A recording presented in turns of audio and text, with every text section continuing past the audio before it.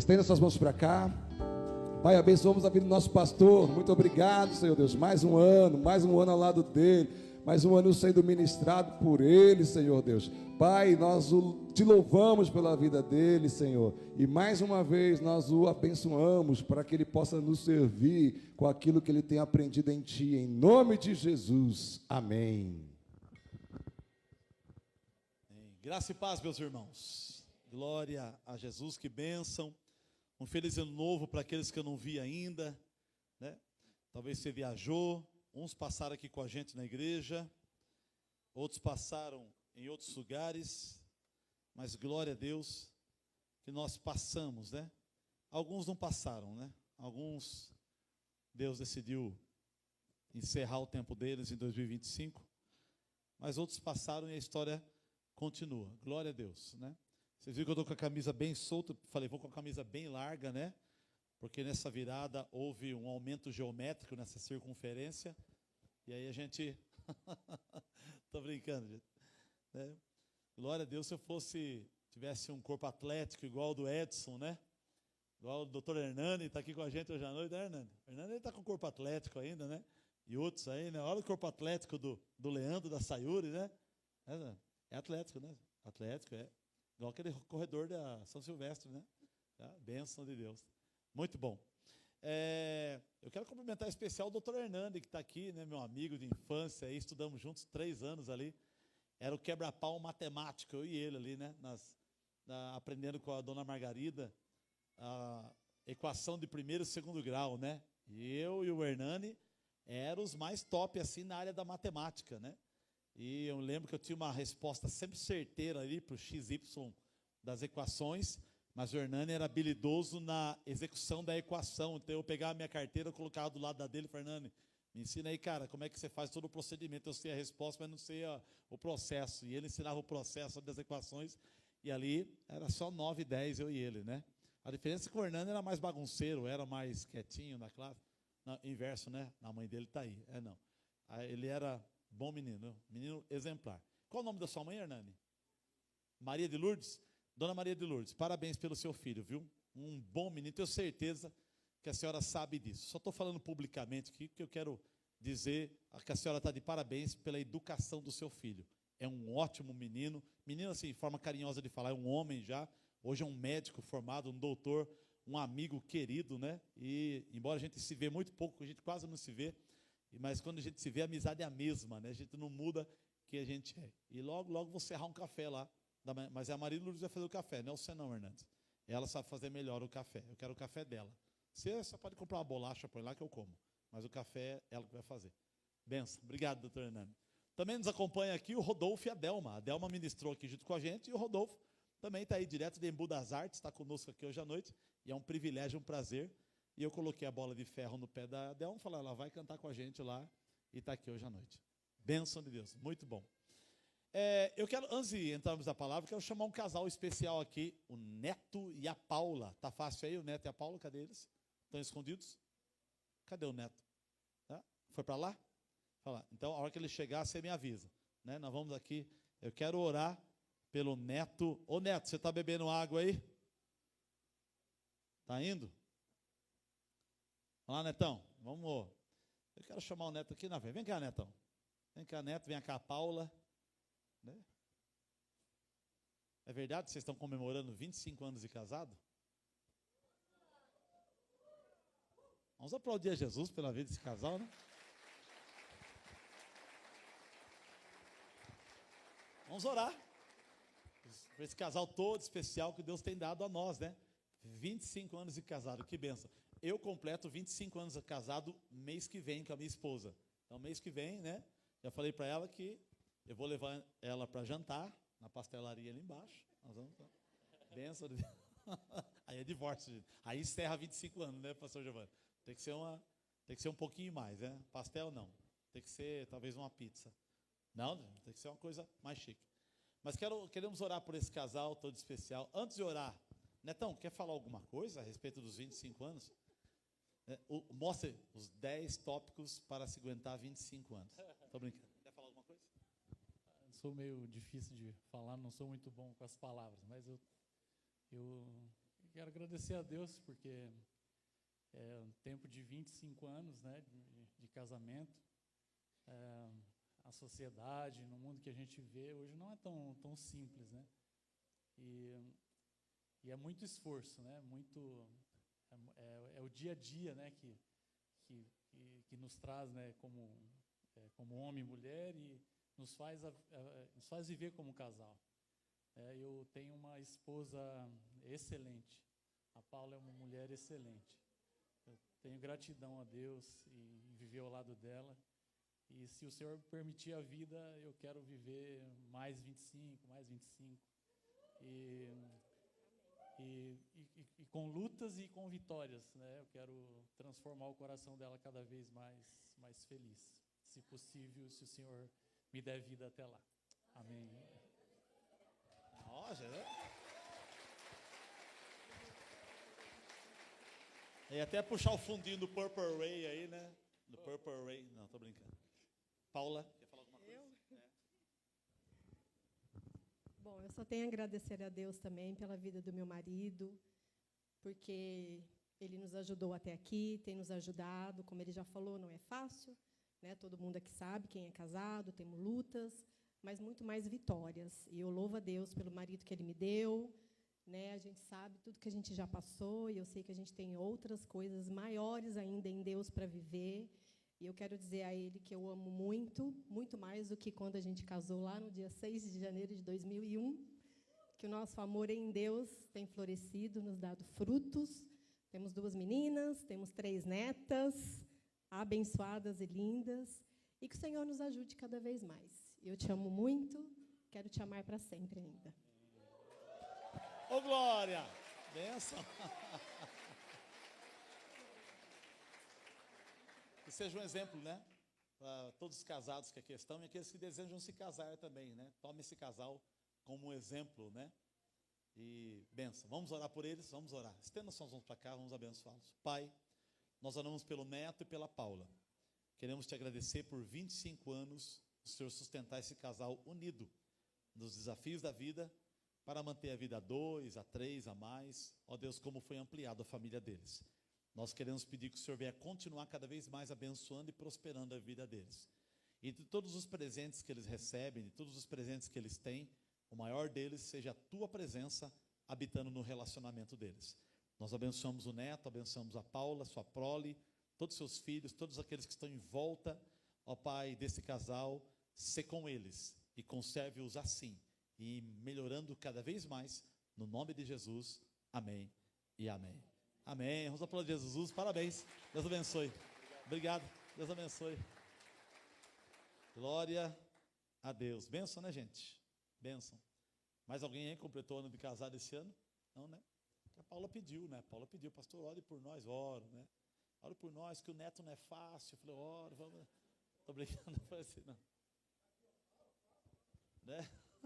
Não é fácil, né? Quantos anos de casado vocês? 35? Esse mês? 22 de dezembro agora? Vem cá então. 35? Você é forte mesmo, Edelma. Vem cá. Gente, aqui é uma oração de caso, tem que ser as 2 mãos, em direção a Delma.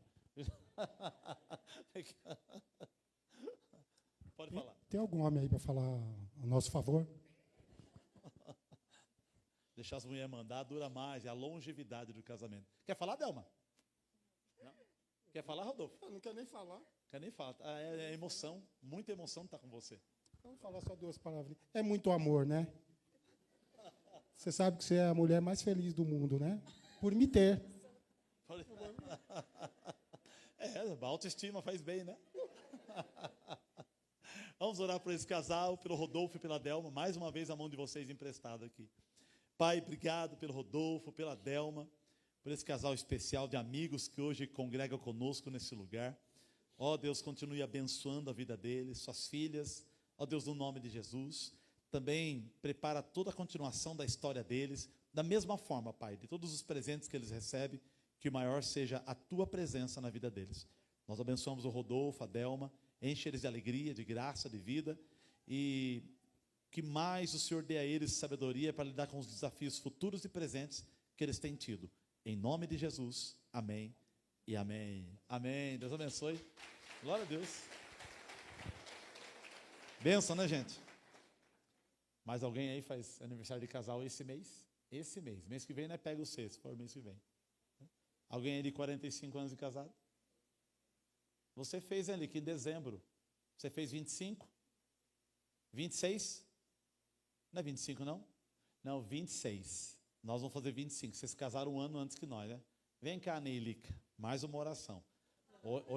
Hoje é a unção do anel aqui, gente. Do anel, ó, né? Eu sou o Senhor dos Anéis hoje aqui. A José e Lucilene. Gente, ó, presta atenção. Essa aqui não é a minha esposa. Não é. Presta atenção. Isso é do Ney. A minha até escondeu, né? Tá lá, a minha é ali, ó. A minha, ela tem um toque mais bonito, uma beleza. O Ney discorda. Ney, quer falar alguma coisa sobre esses 26 anos? Só quero dar um conselho, né, para os homens aí, que quer durar até os 26, 30 anos. Quando a mulher falar, quando você quiser comprar ou vender alguma coisa, mulher, eu posso? Ela fala, pode. Se ela reclamar de alguma coisa ou brigar com você, tenha um fone de ouvido em mãos ou vai para o banheiro tomar banho. Esse é o conselho de durar o casamento até os 26, 30 anos. A mulher sempre tem razão. Fala aí. Só agradecer a Deus, né? Vai com calma. Agradecer a Deus, né? Porque 26 anos não são 26 dias.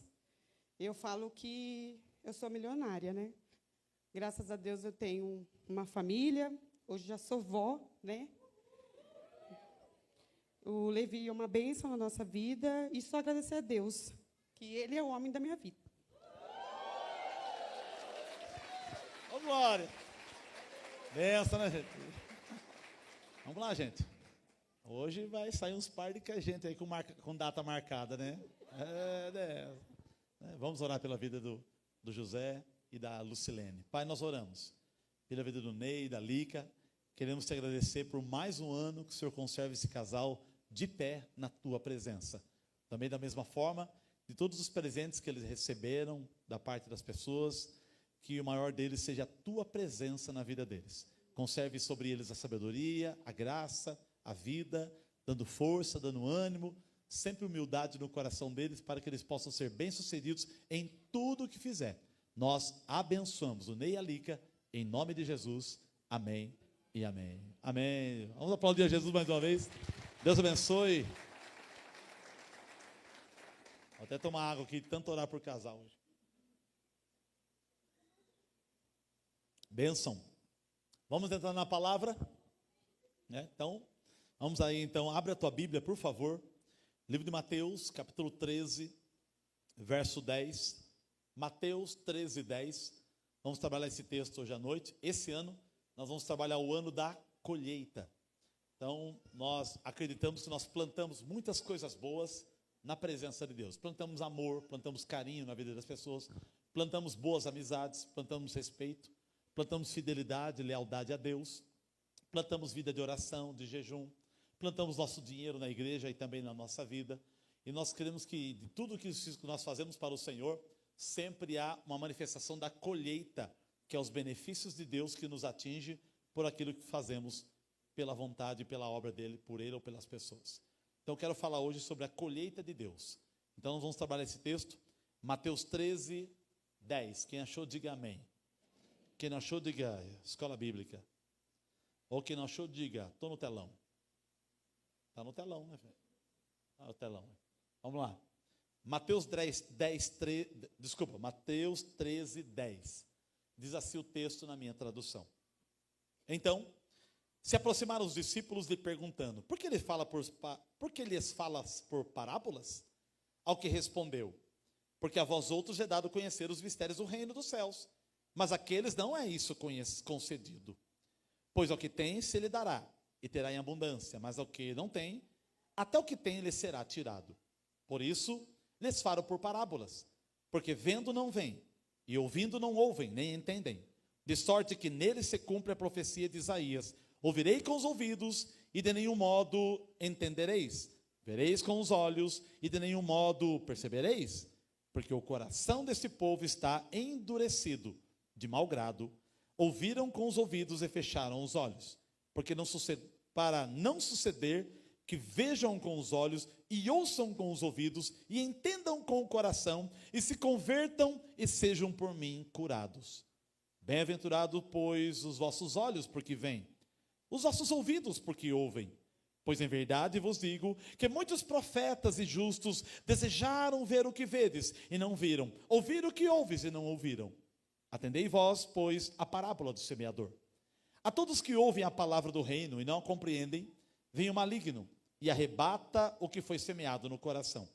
Este é o que foi semeado à beira do caminho. O que foi semeado em solo rochoso, esse é o que ouve a palavra e recebe logo com alegria, mas não tem raiz em si mesmo, sendo antes de pouca duração, ele, chegando a angústia ou perseguição por causa da palavra, logo se escandaliza. O que foi semeado entre os espinhos é o que ouve a palavra, porém os cuidados do mundo e a fascinação das riquezas sufocam a palavra e fica infrutífera. Mas o que foi semeado em boa terra é o que ouve a palavra e a compreende. Este frutifica e produz a 100, a 60 e a 30 por 1. Amém. Vamos lá. E a nossa oração é que Deus fale por nós, porque de nós mesmos não temos nada. O livro de Mateus esconde ou revela pelo menos 5 sermões. O primeiro dele é do capítulo 5, 6 e 7. Depois Jesus ministra o seu segundo sermão, no capítulo 10. Depois eles vêm com o terceiro sermão, no capítulo 13. E aí o quarto é no 18 e o quinto é 26 e 27. Mas, quando entramos no capítulo 13, ele está no seu terceiro sermão, diante das multidões. E ele vai falar em parábolas. O que é parábola? Parábola são formas de comparação. Na Bíblia, parábola é usar coisas da terra para explicar as coisas do céu. Se Deus for explicar para nós as coisas do céu, usando somente a linguagem do céu, ninguém entende. Então Deus, ele desce a explicação do céu no nível humano. Por isso que ele vai falar assim: o reino dos céus é como o semeador saiu a semear. A fé é como um grão de mostarda. O reino dos céus é como um homem numa plantação. É como um agricultor. Então ele vai usar coisas corriqueiras da vida para explicar como são os princípios do céu. Então Jesus, ele libera uma das parábolas que tinha por habilidade explicar as coisas do céu usando as coisas da terra. Mas depois, quando entramos no capítulo 13, versículo 10, o texto que foi lido foi um questionamento dos discípulos, porque eles tinham dificuldade para compreender a profundidade daquilo que Jesus tentava explicar. Então eles vão questionar com Jesus no versículo 10, dizendo, os discípulos se aproximaram e dizendo: por que ele fala por parábolas? Por que o Senhor usa essas comparações para explicar as questões do céu? E aí Jesus responde de uma forma diferente.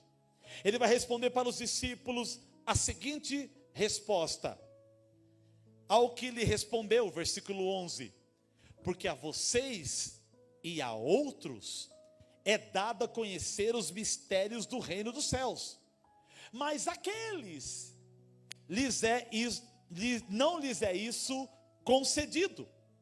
Aí ele vai dizer no versículo 12: pois ao que tem se lhe dará mais em abundância, mas ao que não tem, até o que tem lhe será tirado. O que é isso, pastor? Calma que eu vou explicar. Ali entra no versículo 13 e vai dizer assim: por isso lhes falo por parábolas. Então Jesus está dizendo o seguinte, até aqui por enquanto: eu falo por parábolas para que vocês e alguns de vocês entendam e compreendam, e outros não compreendam e nem entendam. Sabe o que Jesus está dizendo? Eu falo por parábolas para revelar o reino a um grupo de pessoas, mas também para esconder o reino de outro grupo de pessoas. Mas por que Deus ele revela para alguns e ele fecha a revelação para outros? O texto vai explicar. Escola bíblica, você não veio, mas a escola bíblica vai até você. Versículo 12, 13.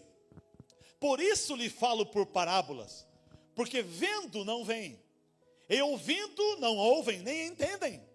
De sorte que neles se cumpre a profecia de Isaías. E qual é a profecia de Isaías? No ano 750 a.C., ouvirei com os ouvidos, e de nenhum modo entendereis. Verei com os olhos, e de nenhum modo percebereis. Por quê? Versículo 15 é a resposta. Porque o coração deste povo está endurecido. Então, de mau grado, vai dizer o versículo 15, ouviram com os ouvidos e fecharam os olhos, para não suceder que vejam com os olhos, ouçam com os ouvidos, entendam com o coração e se convertam e sejam por mim curados. Então deixa eu simplificar aqui, o que Jesus está dizendo?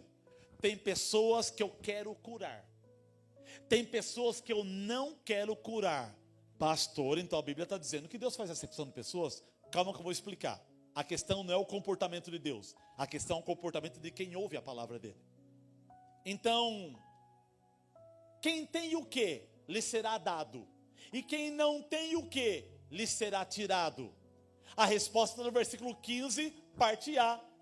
Porque o coração deste povo está endurecido. Um coração endurecido é um coração arrogante, é um coração soberba, é um coração duro, é um coração ruim. Você conhece pessoa orgulhosa? Todo mundo conhece gente orgulhosa. De vez em quando a gente se torna orgulhoso se a gente não tomar cuidado. A gente fica arrogante, estúpido, prepotente, a gente se exalta. Então temos que tomar cuidado, como diz Salomão em Provérbios: de tudo que se deve guardar, guarda o teu coração, porque deles procedem as saídas da vida. Proteja o seu dinheiro, proteja a sua família, proteja a sua saúde, mas mais do que isso, proteja o seu coração, porque o coração é uma fonte de fluir da vida. Então Jesus está dizendo o seguinte: eu falo por parábolas para esconder o reino dos orgulhosos e revelar o reino aos humildes. Então eu falo por parábolas para que os orgulhosos não entendam nada, porque se os orgulhosos entenderem, eles vão ser curados por mim, mas eles serão pessoas curadas, mas ainda continuarão orgulhosos. Então Deus não gosta de gente orgulhosa. Por quê? Porque o orgulho nasceu num ser chamado querubim ungido. E alguns já conhecem Satanás, Lúcifer, ou demônio, ou diabo, ou capeta, ou lapeta, melhor lá. Então note que o orgulho é a revelação da imagem do diabo, enquanto a humildade é a revelação da imagem de Jesus Cristo. Cristo é humilde, ele disse isso em Mateus 11, 29. Aprendi de mim que sou manso e humilde de coração, e acharei descanso para as vossas almas. Enquanto isso, o diabo é orgulhoso, soberbo e arrogante. Quando eu me orgulho, eu me pareço com o diabo. Quando eu me humilho, eu me pareço com Jesus Cristo. É claro que tem dia que você parece com o diabo, tem dia que você parece com Jesus Cristo. Olhe para a pessoa que agora que está do teu lado, veja se você tem cara de Jesus Cristo ou cara de diabo. Não fala, só olha e fica quieto. Vai que alguns aí tá.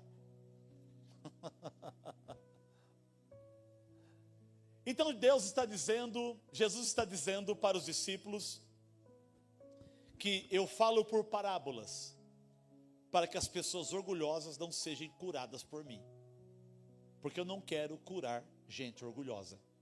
O livro de Tiago vai dizer que Deus abate os soberbos. Deus dá, sabe aquela mosca que fica voando perto do você na época de verão? Aqueles besouro, ou aquelas beronhas que no churrasco fica dá uma raiva, né, da bicha, né? E você, daqui a pouco você acerta ela, pau! É assim que Deus faz com gente orgulhosa. Uma das coisas que derruba a nossa vida é o orgulho. E Deus está dizendo: eu abato os soberbos, mas faço favor para os humildes. Então o texto está dizendo que Jesus está falando para os discípulos: eu falo por parábolas, eu uso formas da terra para explicar do céu, para que os pequeninos e humildes entendam do reino, e para que os orgulhosos não entendam nada. Então, o privilégio de compreender as coisas de Deus está num coração humilde. Quanto mais humilde você for, mais o reino de Deus se tornará claro no seu coração e na sua alma. Então Jesus diz assim: mas o que não tem, ainda o que tem será tirado, mas o que tem será dado mais ainda. O que é isso? Humildade e orgulho. Ele está dizendo assim: aquele que tem humildade, vai ser acrescentado mais coisas ainda na vida dele. Mas aquele que não tem humildade, até o que ele tem, eu arranco dele. Deus está dizendo que para os humildes, Ele dá coisas em abundância, e para os arrogantes, Ele arranca as coisas das pessoas. Pastor, mas eu vejo um monte de arrogante, cheio de dinheiro, um arrogante bilionário, um arrogante trilionário, um arrogante quadrilionário. Só pergunta para ele se ele é feliz, só pergunta para ele se ele dorme direito, só pergunta para ele se ele vive sem remédios, só pergunta para ele se ele tem expectativa do amanhã, só pergunta para ele se a esperança dele vai depois da morte. Não vai. Você sabia que o maior índice de suicídio é na Suíça e Suécia? O pastor Over viajou para lá, Suécia, Dinamarca e outro país. E ele falou que dá umas 4 horas da tarde, uma tristeza bate o coração assim, uma angústia, um ambiente de tristeza. E lá não tem pobreza. Todo mundo é classe média alta. Lá, um jovem de 19 anos já tem o primeiro milhão na conta. E o maior índice de suicídio está na Suíça e Suécia. Se um garoto de 19 anos de idade já tem 1 milhão na conta, eu estou com 48, não cheguei nem a meio milhão. Estou com 10 reais, dei 5 de oferta, estou com 5 na conta ainda. E olha que o boleto vence dia 20, 22, 28. Então aqui, feliz da vida, eu disfarçando um pouco. Então note que, vocês gostam, né? Então lá eles tiram a vida. E era o berço do evangelho aquele lugar. O evangelho não tem mais naquele lugar, fechou. Se você for nos berços, nas igrejas, hoje as igrejas das regiões da Suécia e Suíça, hoje são casas de prostituição e bares. Já pensou? Pessoas praticando orgia em cima de um lugar onde se pregava o evangelho? A Suécia e Suíça está desse jeito.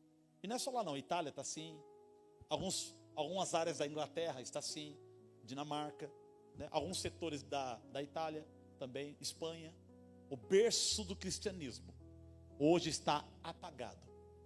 Mas eu quero crer que em Montemor está diferente. Na rua Tobias Bueno de Oliveira, número 35, esse lugar que você está, é um lugar que nós estamos lutar para que essa frieza não tome conta do nosso coração. E você vai levar essa unção para o endereço da sua casa. E na sua casa vai habitar a humildade e a presença de Deus vai com você no nome de Jesus Cristo. Então os jovens tiram a vida lá, num lugar onde não tem pobreza. Gente, desculpa, eu não quero enobrecer a pobreza, né? Que Deus livre você disso. Mas como é gostoso, né? Você comprar a geladeira em 12 vezes na Casa Bahia. Você, paguei a 7ª, paguei a 8ª, paguei a 9ª. E, meu Deus, pago não a 10ª, me dá 10 reais para completar o dinheiro da parcela. E vai. Daqui a pouco você paga, aí você respira fundo. Vamos pro fogão agora. 12 de fogão e vai. É uma delícia, gente. É aquela, vai, né? E tem gente comprando Ferrari, Lamborghini, e uma tristeza estampada no coração.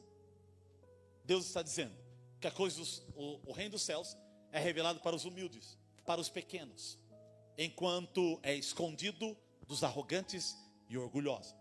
Uma pessoa arrogante pode ter o estudo que quiser, pode ser formado no Bambambam, não sei onde, pode vir de Harvard, pode vir da USP, que hoje é um GUSP, aquilo não é nem USP, é GUSP, né? Estudo na Unicamp, grande coisa, o centro do besterol do Brasil, tem muito lixo naquele lugar, que fica impregnando dentro da sua cabeça, daqui a pouco você sai lá parecendo sei lá o que, entrou retinho, sai tudo torcido, grande coisa. Pega um cara sem dente da boca que corta cano não sei da onde, se ele tiver humildade do coração e ele lê os textos, o reino de Deus entra no coração dela e não entra no seu.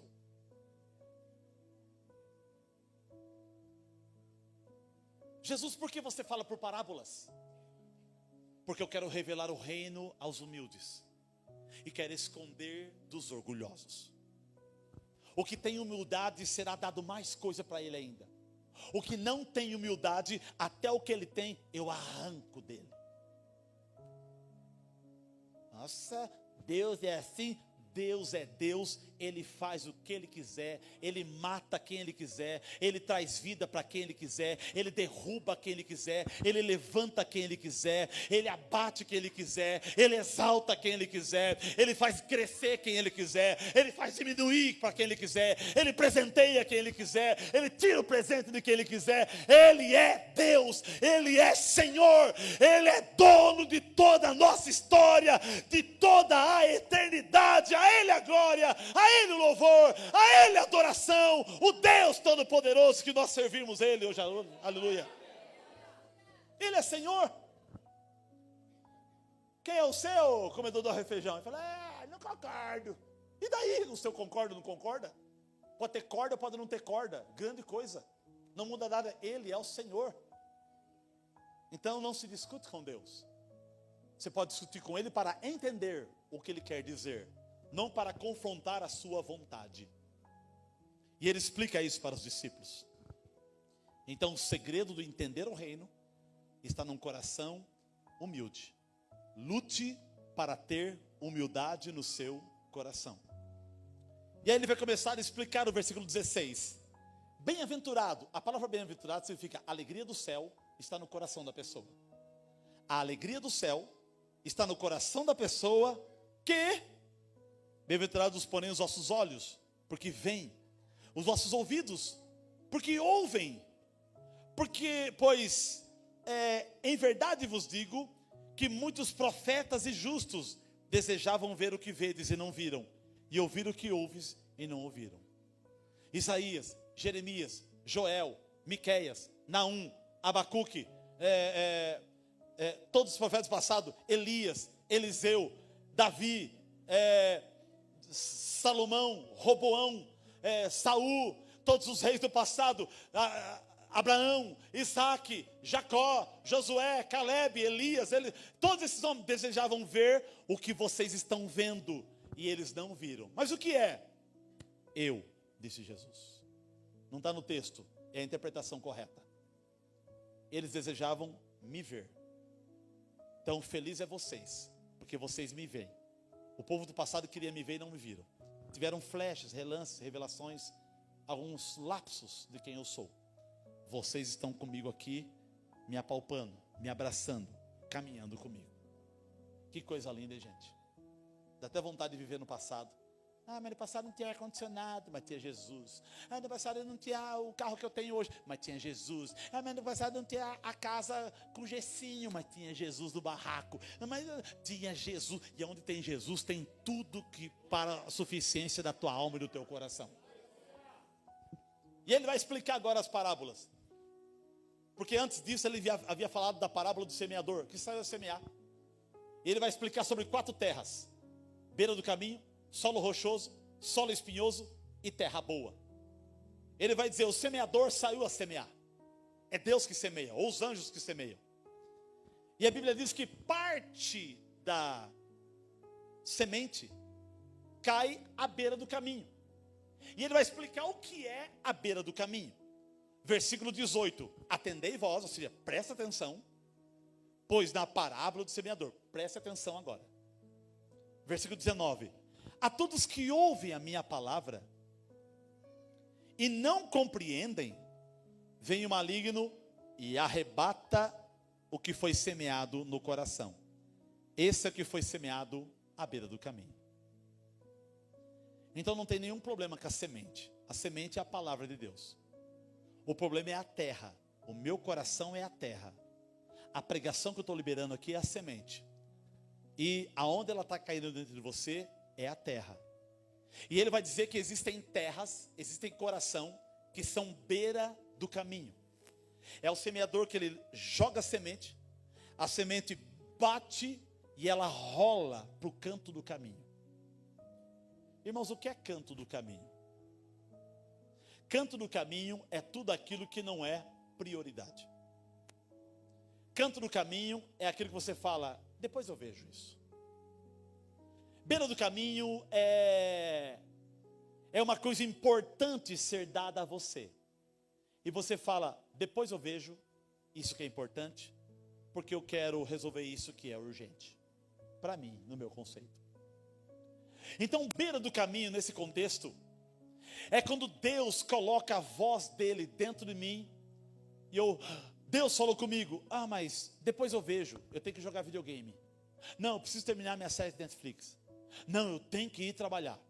Não, eu preciso resolver outras coisas. É quando a palavra de Deus não é prioridade na tua vida.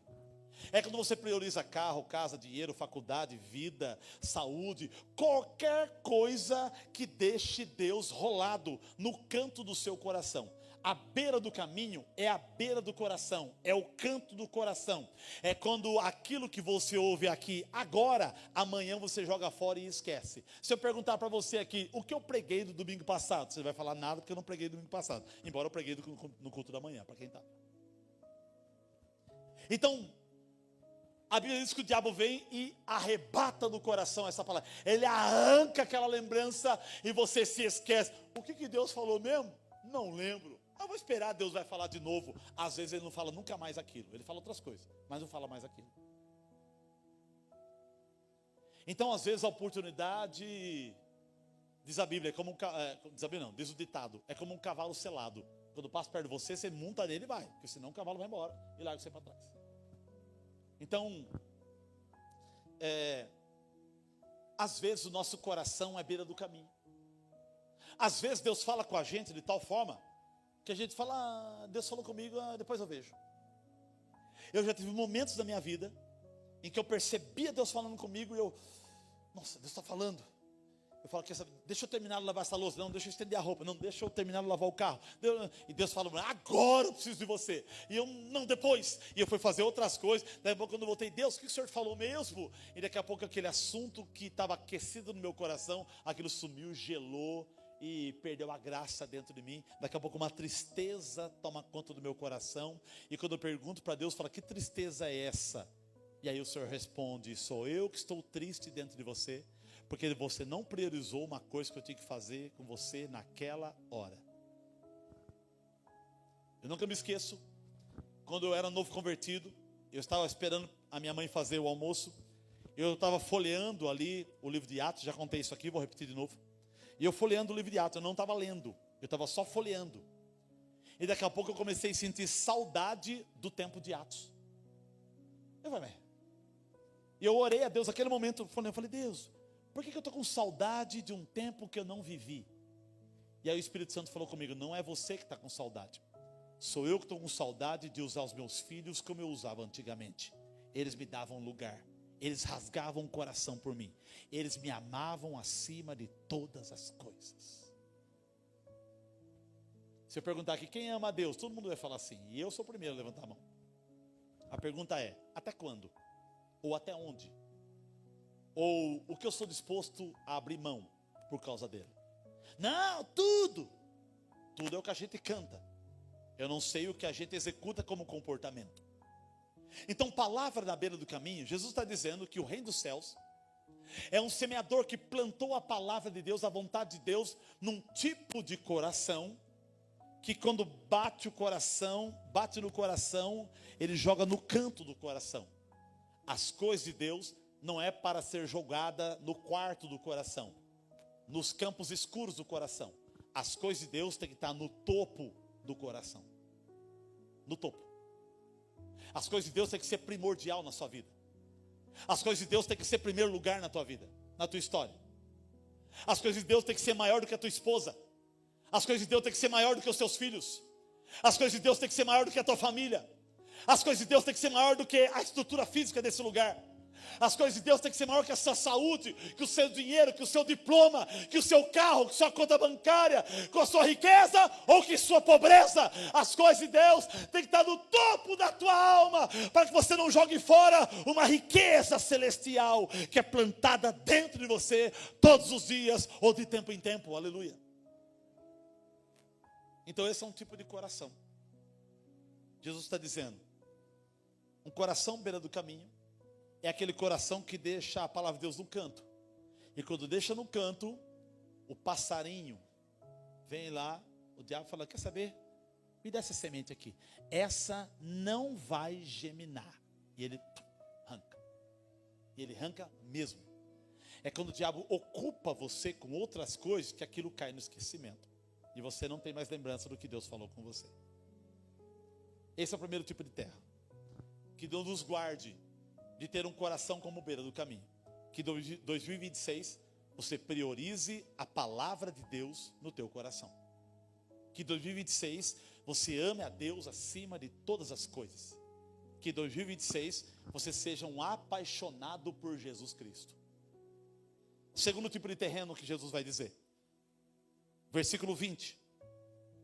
O que foi semeado entre solo rochoso é o que ouve a palavra, e recebe logo com alegria, mas não tem raiz em si mesma, sendo antes de pouca duração. Ele, chegando a angústia, a perseguição por causa da palavra, logo se escandaliza.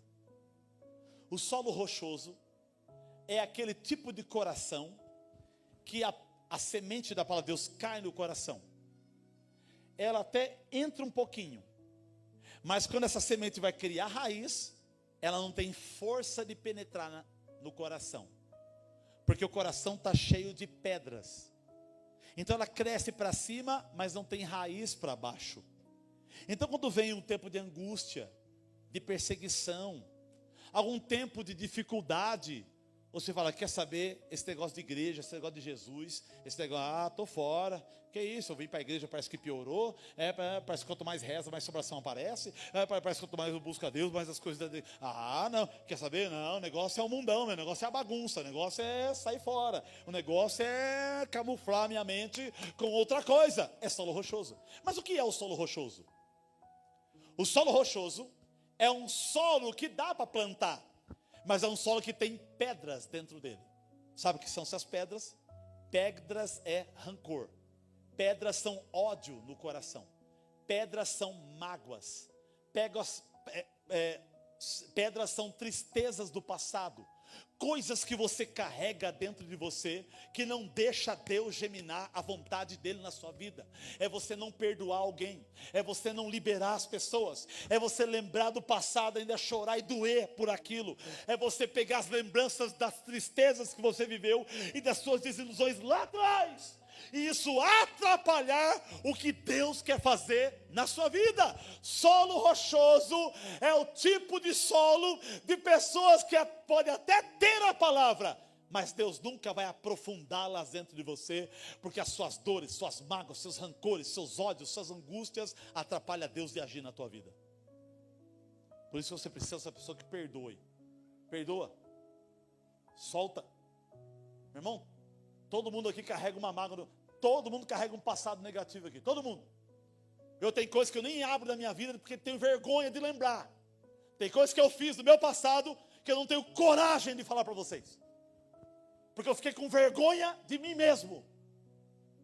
Já resolvi isso com Deus, não tem problema mais aquilo, mas deu trabalho, dificultou a Bíblia de enraizar, dificultou Deus de trabalhar, dificultou coisas de fluírem na minha vida.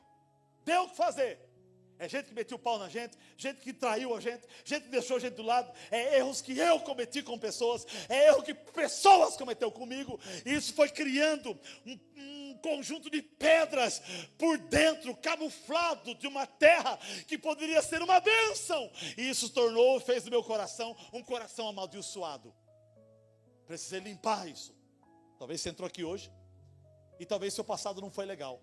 Você foi abusado sexualmente, abandonado por pessoas, foi criado na casa dos outros, talvez seu pai te abandonou, sua mãe te abandonou, talvez seu marido te abandonou, talvez sua esposa te abandonou, talvez filhos te deixaram. Eu não sei o que você carrega dentro de você, mas Deus está dizendo, solta estas pedras, porque essas pedras dificultam a minha palavra de aprofundar na tua vida e de exercer uma boa colheita que eu quero ter dentro de você.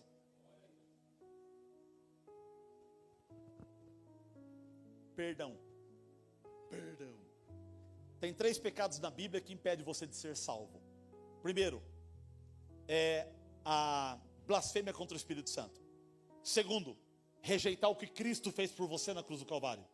E terceiro, não perdoar as pessoas. O texto é claro, aquele que não perdoardes, os seus pecados também não serão perdoados. Está no texto. Uma das condições da salvação é você soltar o seu coração. Por isso que tem pessoas que ficam definhando na cama. Tem gente que está internado e demora para morrer. É Deus esmagando o orgulho dela para ela conseguir se humilhar, tirar essa pedra do coração para ir embora em paz, para Deus não perder aquela alma. Conhece gente assim? Fica ali e tosse, e vai, e morre, ressuscita e morre, e fica pengando. Se você tentar matar, não consegue, parece que Deus fica lutando pela pessoa até o final. Aí até lá dá um recado, chama fulano de tal. Aí vai lá, ele olha, chora, fala, argumenta, ou libera perdão, ou perdoa, ou trata aquele assunto. Daqui a pouco, acabou, morreu. E aí no caixão, aquele semblante pacífico.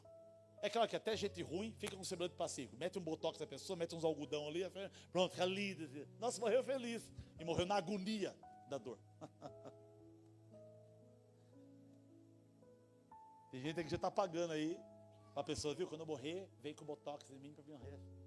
Tira uma selfie. Não, não. Morra em paz. Termine os seus dias em paz. Solo rochoso é Deus colocar o amor dele dentro de você. E o amor dele não enraiza em você. Porque o ódio que você tem por alguém é maior do que o amor dele pela sua vida. Sabe de uma coisa? Os seus pecados, os pecados dos outros não mataram você, mas os seus pecados matou o nosso Senhor na cruz. O que as pessoas fez por mim não me matou, mas o que eu fiz por ele o matou. Então qualquer dívida que alguém tem contra você, a sua dívida que é maior foi perdoada por ele na cruz do Calvário. Você tem direito ao céu hoje. Então tira as pedras do seu coração, porque o semeador está andando e soltando ali as sementes no solo rochoso. E Deus não quer que cresça só para cima, Deus quer que cresça para baixo, para ter consistência. Esse é o tipo de segundo tipo de coração, solo rochoso. Terceiro tipo de terra. Meu Deus, a hora escapou. Vamos lá, rapidinho para a gente acabar. Me dá 15 minutos, irmãos. Versículo 22. O que foi semeado entre os espinhos é o que ouve a palavra. Porém os cuidados do mundo e a fascinação das riquezas sufocam a palavra e ela fica infrutífera. O terceiro tipo de coração é o coração espinhoso. É o coração ali que já tem alguma coisa criada nela. A palavra de Deus cai, ela penetra, faz raiz, ela sai para cima, mas quando a palavra cresce e os galhos querem esticar para liberar fruto, os galhos batem no espinho e o galho recua. Esse tipo de coração não é um coração magoado, mas é um coração que prefere as coisas do mundo do que as coisas de Deus. Olha o que o texto está dizendo. O que foi semeado entre os espinhos é o que ouve a palavra, porém os cuidados deste mundo, a fascinação das riquezas, eu quero conhecer Dubai, eu quero ir para Disneylândia, eu quero ir para o Mirim aqui, os mais pobrezinhos, eu quero nadar no montanheiro. Quem nadou no montanheiro aí? Eu não. O Vanderlei nadou no montanheiro. É, a fascinação da riqueza sufoca a palavra de Deus e ela fica infrutífera. Você sabe que tem gente que não serve a Deus porque o mundo está muito gostoso para ela. O mundo está uma delícia. O mundo está maravilhoso. Ela troca cultos por shopping. Ela troca cultos por churrasco. Não estou dizendo que você não deve faltar um culto por churrasco com a família, um aniversário, alguma coisa assim. Não é isso. Eu não estou dizendo uma vez ou outra. Eu estou dizendo que de vez em quando você joga fora riquezas espirituais por uma constância de uma bela vida que Deus te deu. Você impede Deus de colher coisas de comportamentais que você poderia fazer para Ele, mas as coisas que você gosta desta vida te sufocam. Eu acho que esse tipo de coração é um dos que mais temos hoje. Então, é um tipo de solo. Então precisamos tomar cuidado. Podemos ter riquezas, podemos ter cuidados das coisas do mundo, podemos ter o que quiser. Meu irmão, não interprete mal o que eu estou dizendo aqui. Eu não estou falando que você não tem que crescer, não tem que expandir, não tem que... pastor, dinheiro não traz felicidade. Tá bom, irmãozão, dá o seu para mim e vai ser feliz. Essa é a minha resposta. Eu só estou dizendo, para isso não ficar no topo do seu coração. Só isso. Não deixe o que você tem tomar o lugar do que Deus tem para você. Eu nunca tive muita coisa, quase não tive nada. Mas algum que conhece a minha história, eu vendi uma parte da sociedade que eu tinha no depósito, porque percebi Deus me chamando para essa função aqui. Na época, em 2012, o depósito que era meu, dava 25 mil limpinho todo mês. Só tem umas dívidas no banco que eu estava pagando parceladamente por causa dos investimentos que nós fizemos. 1 ano e meio mais ou menos eu ia estourar. E Deus sai, meu coração fechando, sai. E vocês conhecem a história. Uma outra hora eu conto mais detalhe. E tive que vir aqui. E estou feliz pela obediência. Mas Deus, Ele colhe fruto da minha vida. Me falta muita vaidade, muita. De vez em quando eu saio para comer em algum lugar, eu preciso olhar o preço do cardápio. De vez em quando eu olho algumas coisas, eu tenho que ir no preço, de vez em quando dá para esbanjar. De vez em quando não dá. Quando eu vou comprar roupa com dinheiro, vamos em tal loja. Quanto está melhorando? Agora dá para ir para tal loja. Então a gente vai medindo um pouco na linha. E as vaidades vão sendo confrontadas, travadas. Mas eu tenho tentado não deixar o meu coração ser um solo espinhoso. As coisas do mundo atrapalhar o que Deus quer fazer através de mim. Quarto e último solo para nós encerrarmos essa ministração. Versículo 23. Mas o que foi semeado em boa terra é o que ouve a palavra, compreende, este frutifica e produz a 100, a 60 e a 30 por 1. Irmãos, quem é o semeador? É Deus. Ele planta a voz dele dentro de mim. O semeador planta uma semente na expectativa de colher alguma coisa. Sabe o que o texto está dizendo? É como se Jesus estivesse dizendo: eu quero plantar a minha palavra em corações que sejam terra boa. Porque eu quero colher 100 da tua vida. Depois eu quero pegar uma segunda leva e colher 60. Daqui a pouco eu quero trabalhar um pouquinho mais você e extrair 30. Aí você descansa. Próxima colheita, a primeira Deus mete a mão em mim e arranca 100. Daqui a pouco ele vem na segunda leva e arranca 60. Daqui a pouco ele passa a mão na terceira e arranca 30. Aí eu respiro um pouco. Aí Deus planta de novo. E daqui a pouco ele vai colher e colhe de mim 100. Depois colhe 60. Depois colhe 30. E daqui a pouco o semeador fica feliz. Por causa do meu tipo de coração. Pelos frutos que ele colhe da minha vida. Pastor, o que Deus tem colhido de você? A educação dos meus filhos é uma delas. Os 80 velórios que eu já fiz, talvez é um tipo de colheita. Os 240 casamentos que eu já fiz, é um tipo de colheita. As 950 pessoas que entregaram a vida a Jesus por causa das minhas pregações, é um tipo. As 750 pessoas que eu batizei nesse altar aqui desde 2006, talvez é um tipo de fruto que Deus tem colhido da minha vida. Alguns casamentos que a gente tem ajudado a salvar, outros não deu para salvar, talvez é um tipo de colheita. A própria vida da minha mãe, que entregou a vida a Cristo e fizemos a confissão de fé com ela, é um tipo de fruto que Deus colheu da nossa responsabilidade. Então são coisas que Deus vai nos usando para fazer, se o nosso coração for terra boa. É claro, nem sempre. Tem dia que meu coração é solo rochoso. Tem dia que meu coração é solo espinhoso. Tem dia que meu coração é beira do caminho. Mas eu sempre, Deus, prepara o meu coração. Tem dia que eu passo nessa porta aqui e falo, meu coração está à beira do caminho, está solo rochoso. Porque a esposa, e chega aqui, e aí vem o over, o Leandro cantando aqui, alguém na bateria, e aí o coração fica fofando, e daqui a pouco pronto, virou terra boa, e vem um pregador aqui, pau, na agenda do pastor Giovanni da vida, o pastor Hilton, sei lá o que, planta uma palavra, e daqui a pouco eu olho para a esposa e falo, Deus colheu fruto de mim. E ela, amém, é isso que eu queria. Entende? Então eu encerro dizendo, hoje à noite, esse é o ano da colheita. Nós vamos colher, mas antes disso, deixa Ele colher através da sua vida. Ele tem direito de colher o que Ele plantou em você. Deus tem plantado honra na sua vida. Deus tem plantado dinheiro na vida de muita gente aqui. Né? Eu trabalhei, eu suei a camisa, foi eu que fiz hora extra, eu que administrei, fiz curso de coach, faz o que você quiser. Se Deus tirar a mão dele na tua vida, você nem respira. Salmo 150, último versículo.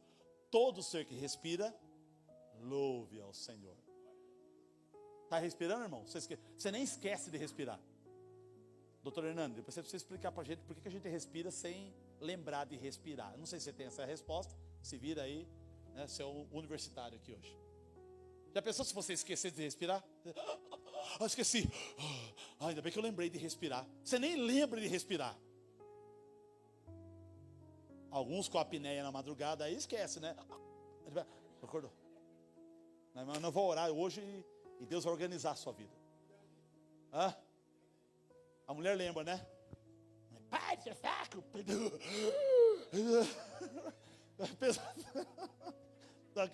Respira, homem. Que tem boleto para pagar amanhã. E vai, você ressuscita. E vai pagar os boletos no outro dia. E vai. Né? Edson. A mulher tem dado as cotoveladas no seu lá, né? Pra você lembrar dos boletos. Então, note que você não esquece.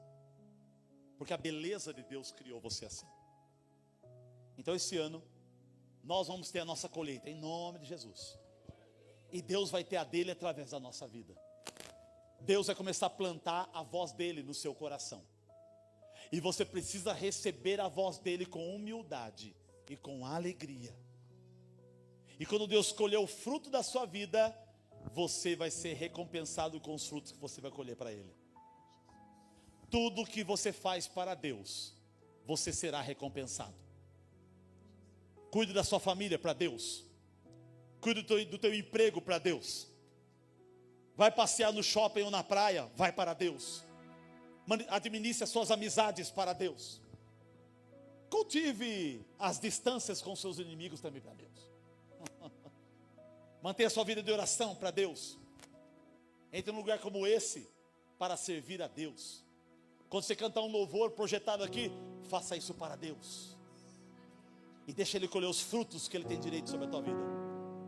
E você vai ver que você vai ser o mais feliz e recompensado pessoa dessa terra. Deus, a colheita de Deus, vem de um coração sendo terra boa. A partir de hoje, você vai olhar para o teu coração e falar, o meu coração vai ser terra boa. Sai mágoa, sai rancor, sai ódio, sai tristeza, sai as coisas que não deu certo no passado, sai as angústias, sai dureza. Quantas vezes eu perdi de sorrir por lembranças de coisas do passado. Deus, tira isso de mim. Tira essa dor, esse luto, essa angústia. Me ensina a viver a novidade do Senhor para a minha vida. A cada 24 horas nasce um novo dia. A cada 7 dias nasce uma nova semana. A cada 30 dias nasce um novo mês. A cada 365 nasce um novo ano. Por que isso? Porque Deus está mostrando no calendário que Ele tem para você uma vida de recomeço. Recomece a tua vida de novo.